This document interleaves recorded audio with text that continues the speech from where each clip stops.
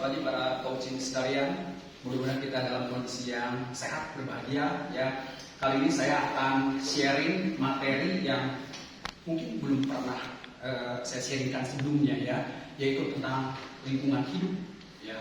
Seberapa dampak aktivitas kita terhadap lingkungan hidup ya. Dengan judul adalah fast fashion. Ceritanya ini saya. Saya mulai dari konsep Xiao ya. Xiao disebut juga dengan bakti. Yang saya baca yang disebut dengan bakti itu adalah menjalin hubungan baik. Kemudian ada lagi keterangan ya, menjalin hubungan baik itu adalah perilaku termulia dari makhluk yang paling mulia. Jadi kalau di agama Konghucu, perilaku yang paling top itu adalah sikap bakti. Nah, entitas apa sih yang harus kita jadikan patokan untuk kita terus berbuat bakti? Ya, yang pertama tentu saja Tian. Ya, yang pertama Tian. Saya perlu kasih tahu dulu. Jadi saya sekarang di sekolah itu dituntut untuk berkolaborasi dengan AI. Ya, jadi saya sekarang lagi belajar AI untuk bikin gambar.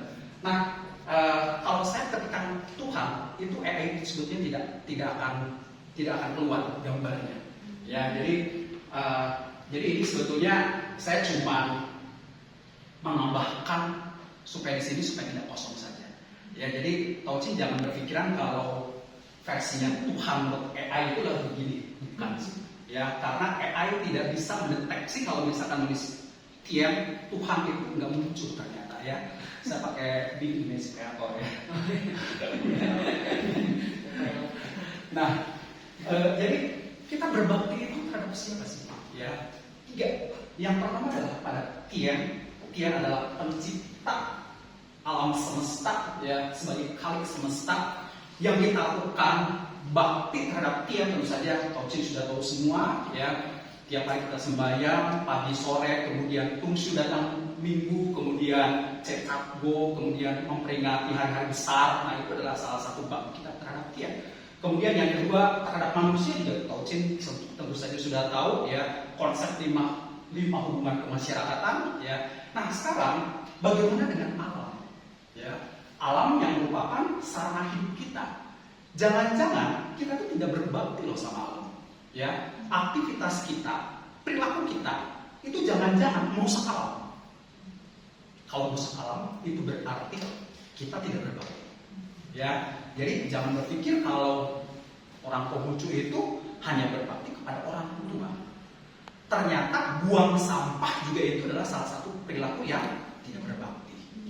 Oke, kemudian selanjutnya adalah ini dalam dasar ya, salah satu dasar dari sharing kali ini yang jilid 4 ayat 9. Nabi bersabda, seorang siswa yang benar-benar hendak hidup di dalam jalan suci tetapi masih malu berpakaian buruk dan makan tidak enak, sesungguhnya ia belum masuk hitungan.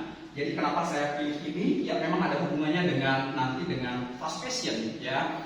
Sebentar lagi tahun baru, apakah Tauchin memprioritaskan untuk membeli baju baru misalkan, sedangkan di rumah sudah numpuk.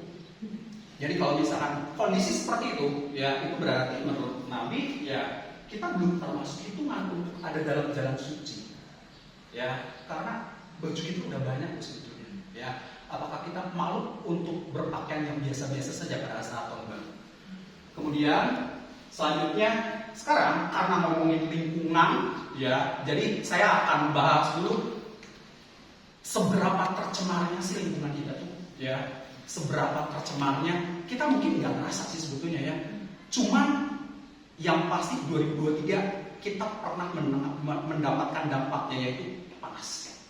Itu sebetulnya gejala alam yang itu adalah aksinya alam dari perilaku kita ya.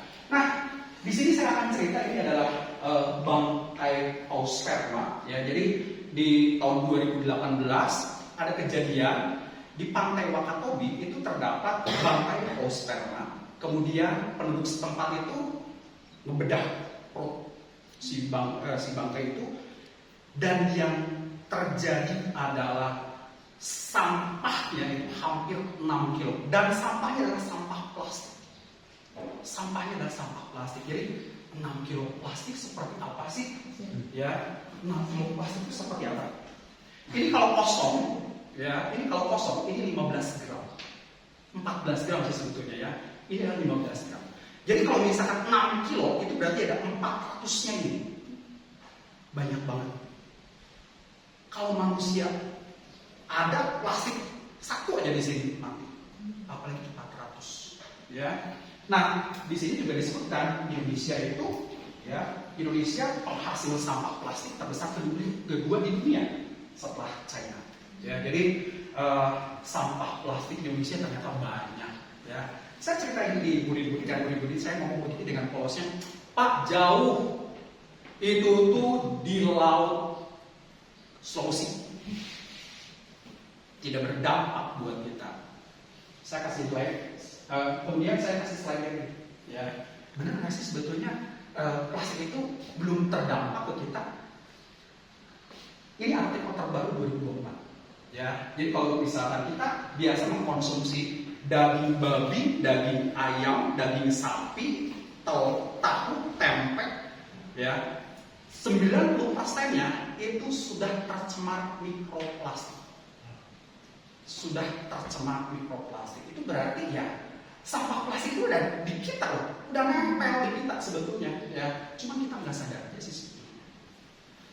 Kemudian selanjutnya, nah di sini disebutkan ya, WWF Internasional bilang kalau manusia itu dalam sepekan bisa mengkonsumsi segini plastik, 2 sampai 3 gram, ya, ukuran kartu kredit dalam 1 minggu. Kebanyakan dari mana sih? Ya, konsumsi manusia terhadap mikroplastik itu kebanyakan sebetulnya dari sini. Ya, dari sini. Jadi kita biasa mengkonsumsi dari kemasan-kemasan plastik ya. Jadi ada risetnya tahun ini juga. Jadi peneliti dari Amerika dan Kanada itu ya, ini mengosongkan plastik kemudian masukin air. Nah, masukin air terus diminum ya. Ternyata mikroplastik yang ada dalam kemasan ini bisa larut sebanyak 7.000 sampai 15.000 partikel. Ya, Pak bebas BPA, mau bebas BPA, mau bebas apa, tetap saja namanya plastiknya pada saat dimasukkan, ya itu larut ternyata. Ya, nah tingkat lautan akan naik kalau di temperatur yang panas. Jadi hati-hati kalau misalkan kalian, Tojin masukkan ini di mobil misalnya, dan ya, plastik akan banyak banget, ya. Itu adalah sampah plastik, mikroplastik, ya. Nah, di sana disebutkan kita tuh dalam 1 minggu bisa mengkonsumsi bisa sampai 1 ukuran kartu kredit, ya. Jadi sampah plastik sebetulnya udah ada di kita nih, ya, sudah ada kita. Itu terjadi karena apa? Ya, terjadi karena aktivitas kita sebetulnya. Kemudian selanjutnya, nah jadi saya sudah bilang tadi ternyata Indonesia itu tercemar dengan plastik. Kemudian bagaimana sih dengan sungai-sungai yang ada di Indonesia? Sama aja sih sebetulnya ya. Sungai-sungai utama di Indonesia itu hampir 80% itu mengalami pencemaran yang sangat berat ya. Entah itu dikarenakan karena adanya buangan dari industri rumah tangga ataukah dari pabrik.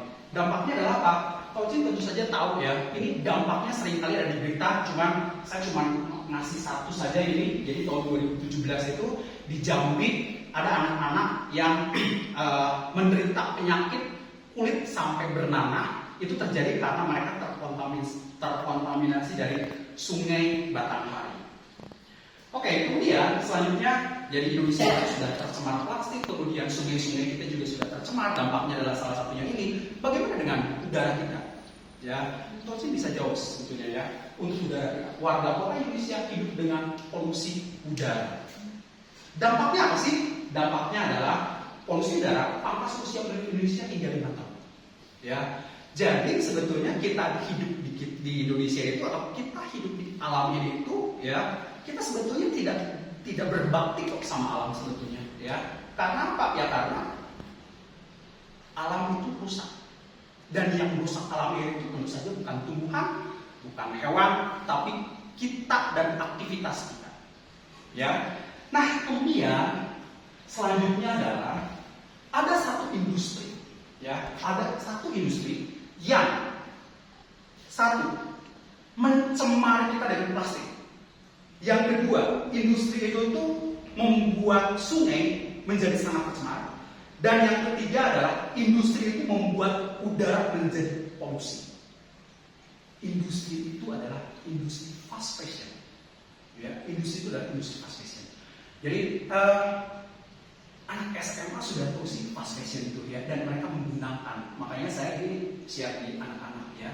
Apa sih yang disebut dengan fast fashion itu? Fast fashion itu adalah istilah yang disebutkan oleh industri tekstil yang menyebutkan kalau model dari baju itu harus cepat berganti, ya supaya dibeli, ya supaya dibeli. Tahu sih masih ingat mungkin kalau zaman dulu ya, zaman kita sekolah ya tahun 90-an, model baju itu mungkin dalam 1 tahun itu ada 4 ya, sesuai dengan musimnya, musim di negara Eropa ya. Jadi dingin, semi, panas, gugur. Jadi ada 4 ya. Kalau sekarang tahun 2018-an itu model baju dalam 1 tahun itu adalah 41 kali ganti. 41 ganti ya. 2023 51 kali. Itu berarti hampir almost every week berarti ya. Jadi hampir tiap minggu ada model baru di industri fast fashion ya. Nah sekarang yang disebut dengan industri fast fashion itu merek-mereknya apa sih sebetulnya ya? Nah, oh ya ini dulu deh. Ini adalah perilaku fast fashion seperti ini ya. Jadi beli pakai buang ya, beli pakai buang ya. Jadi pergantiannya cepat. Kenapa? Industri fast fashion itu memang bikin fashionnya bagus, tapi kualitasnya itu biasa-biasa saja ya, sehingga dia ya kalau sudah benar cepat dibuang. Dan kebanyakan industri fast fashion itu adalah bajunya bukan katun tapi polyester. Oke, mungkin tahu ya, polyester. Dan polyester itu adalah plastik. Polyester itu adalah plastik ya. Jadi ilustrasinya seperti ini, dan ini contohnya cuma 3 sih sebetulnya, banyak sebetulnya ya. Jadi Zara, saya tidak tahu Zara di mana. Uniqlo, ya. Saya dikasih tugas sama anak, Bapak harus ke Uniqlo. Di dekat di Riau. Bapak lihat ke sana, bener nggak di sana ya? Karena kemarin itu saya share ke anak-anak ya. Terus akhirnya saya kasih tugas ke mereka juga kasih tugas ke saya. Ya, tugas ke mereka itu adalah mereka tidak mengkonsumsi air di minuman kemasan dalam jangka waktu berapa lama, itu nanti dikasih nilai. Ya. Kalau mereka suruh saya untuk datang ke Uniqlo. Ya. Ini yang guru kayaknya agak duduk jadi. Bapak itu Uniqlo. Ini yang dipakai sama saya Uniqlo. Jadi pada saat saya cerita begitu itu saya memang akhirnya klik karena hampir semua anak itu pakai Uniqlo. Baik banget ya. Nah, saya tahunya ini dari internet saja ya. Uniqlo adalah produk dari Jepang, ya. Pemiliknya adalah orang nomor 1 di Jepang. Zara itu dari Spanyol. Pemiliknya adalah salah satu paling kaya di Spanyol. H&M itu dari Swedia. Pemiliknya adalah salah satu orang terkaya di Swedia. Ya, jadi kalau pemilik fast fashion itu kaya, ya. Tapi dampak terhadap lingkungannya itu berat. Kemudian ini ada dampak sosialnya. Dampak sosialnya ya. Jadi yang pertama saya turunkannya dari bawah dulu ya. Pekerjanya itu banyak di bawah. Kemudian rata-rata 5,6 cedera per 100 pekerja tiap tahun. Kemudian lebih dari 50% pekerja tidak dibayar sesuai upah minimum. Baru kemarin itu di beranda YouTube saya itu ada ternyata di Indonesia itu ada juga isi perekanan Uniqlo, ya. Nah, mereka kalau dikasih jam lembur, dikasih lemburnya cuma 8.000 perak. Lemburnya sampai jam 10 malam, ya. Dikasihnya cuma 8.000 perak. Kemudian 34%-nya pekerjanya dari Asia. Di Asia itu ada di China, di Bangladesh, di Kamboja, di Thailand dan Indonesia, ya. Nah, yang terpenting justru ini dampak lingkungannya sebetulnya, ya. Dampak lingkungannya dari industri fast fashion itu. Yang pertama adalah menghasilkan microfiber atau 50 miliar plastik per tahun. Itu sampah plastik dari industri itu ya memang nyata. Terus yang kedua adalah industri ini itu haus akan air. Nah, ini memang harus dicek karena saya cek berkali-kali. Nanti Pak Piki juga bisa menyanggah ya. Di sini disebutkan ya. Saya juga ini nggak percaya sih, agak tidak percaya. Satu kaos itu menghabiskan 2.700 liter air. Satu kaos pakaian itu 2.700 liter. Ya. Terus habis itu menghasilkan 1.715 juta ton CO2 per tahun. Kebayang ya, berarti kan industri itu mencemari kita dengan plastik. Yang kedua adalah polusi udara dari CO2-nya, malah tahun 2030 diperkirakan 50%-nya itu ya itu diakibatkan karena fast fashion. Ya. Terus habis itu pewarna dan fast fashion itu mencemari sungai-sungai kita. Kemudian selanjutnya di sini nomor 4, 35% mikroplastik di lautnya berasal dari industri. Ya, jadi saya juga memang tidak kenal banyak tentang fast fashion, ya, tapi minimal setelah saya tahu, oh iya, fast fashion kok seperti itu, ya, akhirnya ya, saya kayaknya sih menetapkan ini kalau saya kayaknya tidak sering-sering beli baju, ya, dan kalau misalkan beli baju pun ya saya harus sortir, apakah baju itu adalah mengandung plastik atau tidak. Jadi ini adalah solusinya. Pilihan pakaiannya adalah katun organik, ya, jadi saya udah cek di sini ini adalah saya katun. Kemudian yang kedua adalah hindari membeli pakaian polyester atau nilon, kurangi membeli pakaian baru. Untuk utama sih sebetulnya nomor 3 ya, kita harus mengurangi ya. Saya tanya ke anak-anak di sekolah itu, kalian tuh bisa berapa seringnya sih? Mereka dia bilang tiap minggu saya bisa, tiap minggu itu kita bisa beli, ya karena modelnya kan yang lucu-lucu, ya. Terus habis itu perbanyak sewa dan pinjam sesuatu yang sulit kita lakukan. Kemudian langsung pakaian yang tidak terpakai. Ya, itu saja kayaknya. Ya, sharing saya cuma sebentar. Habis itu saya mau nyanyi. Saya mau nyanyi ya. Judulnya adalah Renungan. Ya, jadi lagu ini adalah lagu tahun 1991. Penciptanya adalah Eros Jarot. Ini adalah pop sebetulnya, tapi popnya itu adalah religius. Saya pernah dengarkan ini, ya, tapi ternyata viewernya sedikit cuma 1000-an, ya. Berarti ini kayaknya lagu memang tidak terkenal. Mungkin jelek sih, tapi kalau misalnya ini bagus. Saya sih berharap sebetulnya setelah saya nyanyi itu nanti Meli di depan nyanyinya, ya. Atau orang yang nyanyi saya. Saya lebih khawatir karena yang melihatin saya daripada yang lain. Karena tahu persis suara saya itu bagus atau jelek. Jujur ya, nanti ya yang ya.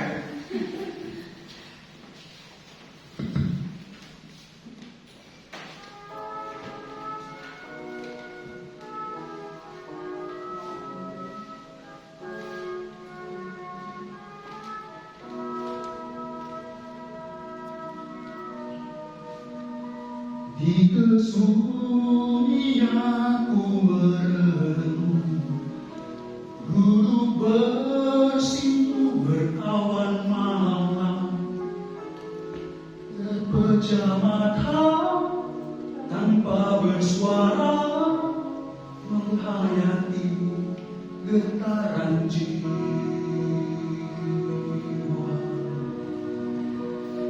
Tiada kata yang terucap saat sinarmu datang menyapa. Betapa keji diriku ini di batas bayangmu. Datanglah sepanjang hari, jangan lepas lagi dekat diri dalam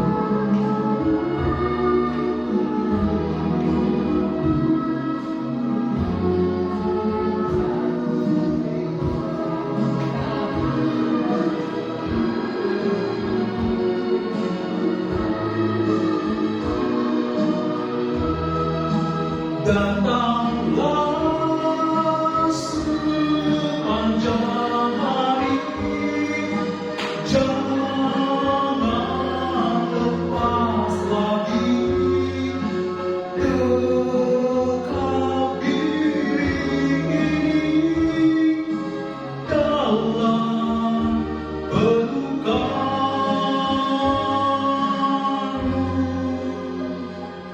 Puji syukur padamu Tuhan, hanya padamu berlindung.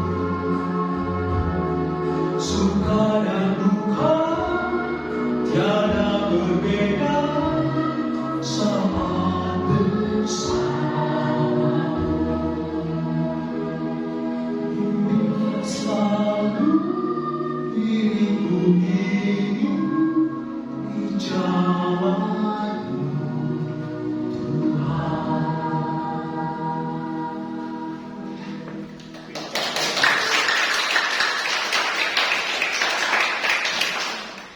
Terima kasih. Wait, kemudian.